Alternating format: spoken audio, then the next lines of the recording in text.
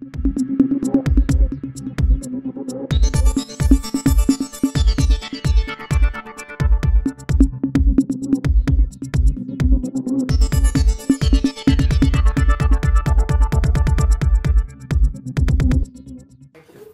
nggak sih kalau para pendukung Anies ini termasuk kelompok yang selalu kegeeran. Mereka merasa atau mereka selalu mengembangkan isu Anies mau dijegal. Seolah-olah Anies ini kayak Lionel Messi. Kalau nggak dijegal maka dia bisa membobol gawang lawan. Siapa yang mau menjegal? Presiden Jokowi, kata mereka. Bener nggak sih? Sebetulnya ya nggak juga lah, ngapain presiden ngurusin Anies Baswedan. Kalau dia mau maju sebagai capres, ya maju aja. Kalau sekarang misalnya elektabilitas Anies melorot terus, kayak kain sarung ya jangan nyalain orang dong. Nyalain angin atau nyalain burung. Kenapa kain sarungnya melorot? Di mata para pendukungnya memang Anies seperti kayak orang top gitu deh. Sampai presiden dituding harus capek-capek mau menjegalnya. Coba deh lo perhatikan. Sejak awal dulu dia mau maju ke capres, isunya nggak berubah.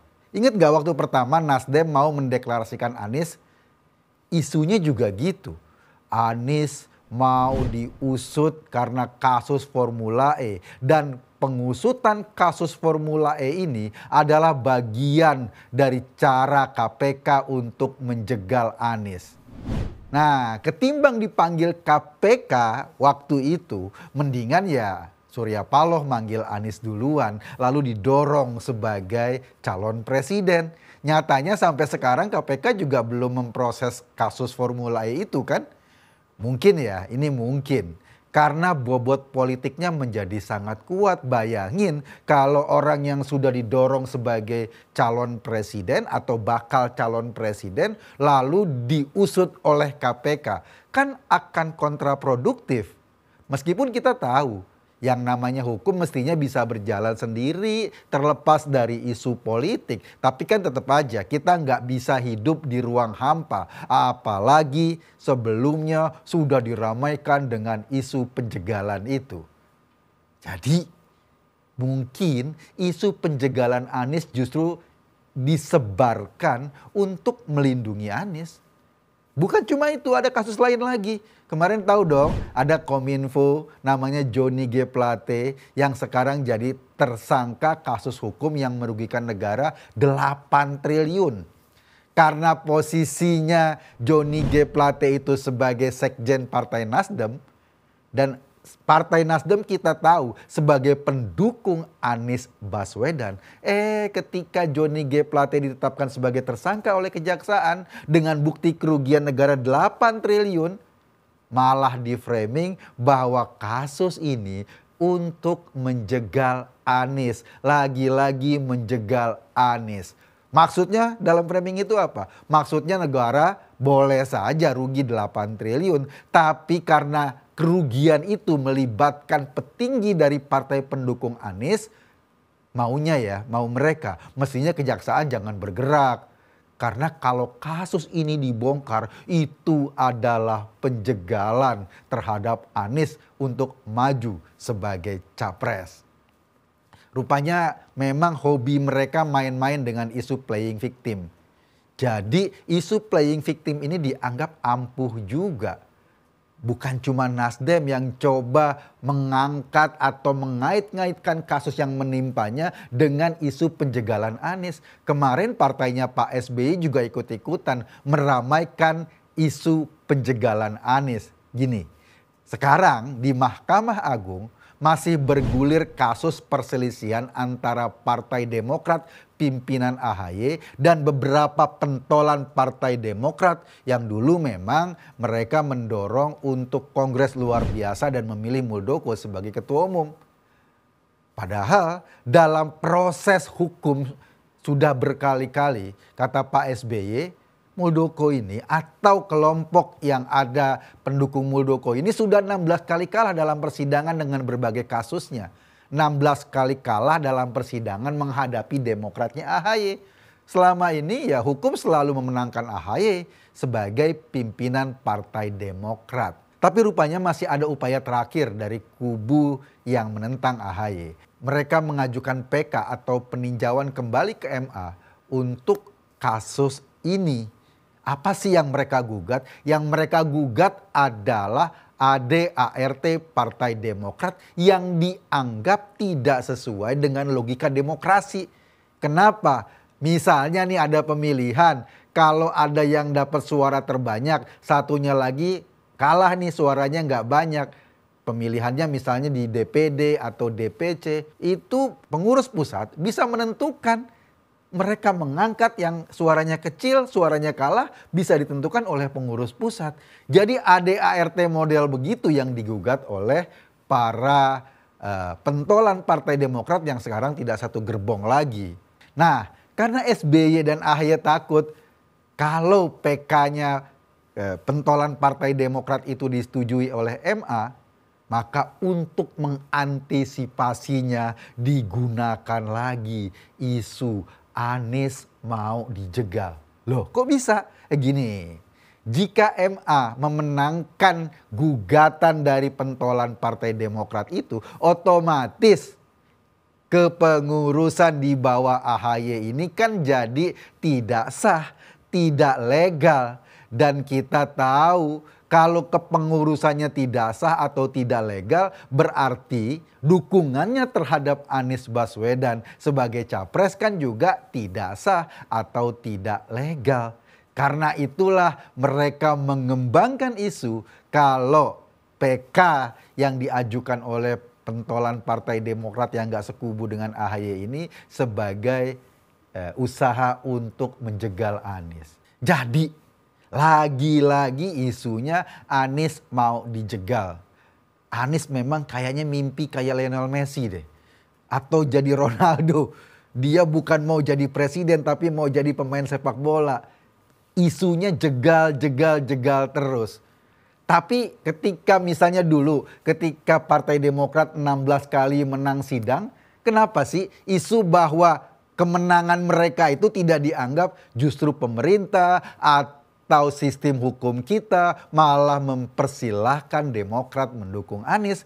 Artinya bukan penjegalan, artinya malah mendorong kalau mereka mau dukung Anies. Tapi ya kalau lo perhatikan dari berbagai kasus, pokoknya gini, jika ada kasus hukum yang mungkin menyeret parpol pendukungnya atau para petinggi partai yang mendukung Anies atau Anies sendiri, selama Anies sudah ditetapkan sebagai bakal calon presiden, maka mereka akan melindungi Anies dengan isu Anies mau dijegal. Seolah-olah Anies ya orang yang teraniaya banget. Padahal kalau kita perhatikan survei-survei belakangan, Anies kampanye itu yang paling mentereng. Kemana-mana kemarin dia naik private jet, bikin pertemuan besar dengan kader partai Nasdem, ngumpulin massa banyak banget, duitnya ya nggak sedikit. Iya sih, setelah Johnny Plate ditahan oleh kejaksaan, akhirnya Anies mengatakan kepada publik dia nggak akan lagi naik private jet, dia nggak akan lagi kampanye seperti kemarin-kemarin. Kenapa? Kita nggak tahu kenapa. Mungkin karena biayanya besar dan Johnny Plate udah ditahan oleh Kejaksaan Agung. Padahal kalau mau diamatin ya buat apa juga tuduhan Jokowi mau capek-capek menjegal Anies. Dibiarin aja juga akhirnya rakyat kan tahu sendiri. Coba lihat lembaga survei. Tingkat kesukaan orang pada Anies itu terus merosot. Misalnya di survei SMRC. Dulu kalau orang kenal Anies tingkat kesukaannya bisa mencapai 75%. Jadi orang yang tahu Anies, orang yang oke lah Anies tuh orangnya oke lah 75%. Jadi kalau ada 100 orang yang kenal Anies, setidaknya 75% suka. Suka itu belum tentu dia akan milih Anies jadi presiden. Cuma suka doang. Dan mau tahu pada survei SMRC terakhir, tingkat kesukaan orang pada Anies itu tinggal 60% lebih sedikit lah. Jadi hampir separuh orang yang kenal Anies udah gak suka duluan. Nah kalau orang udah gak suka, pasti nggak mungkin milih Anies. Kenapa mereka nggak suka ya kita nggak tahu.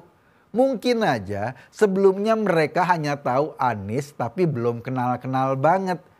Makin ke sini ketika Anies sudah bicara di mana-mana dalam kampanye, mereka mulai mengenal, oh orangnya kayak gitu ya. Setidaknya mulai mengenal, seringkali omongannya ini kok nggak sesuai dengan kenyataannya ya. Omongan Anies itu dianggap kayak bungkus ciki. Dia besar, mengembang, tapi isinya angin melulu. Nggak ada isinya, ceplok gitu, cuma suaranya aja yang gede.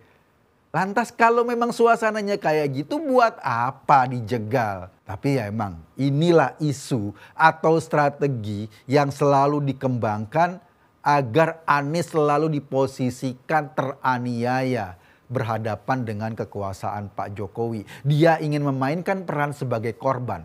Mereka mengira orang Indonesia itu akan mudah bersimpati kalau Anies dianggap sebagai korban. Tapi masa sih ketika ada orang ditersangkakan dengan kerugian negara 8 triliun lalu dia dianggap sebagai korban? Tapi masa sih kalau kerugian Formula E diusut yang juga mengakibatkan kerugian negara, lalu orang yang dianggap merugikan itu justru dipersepsikan sebagai korban?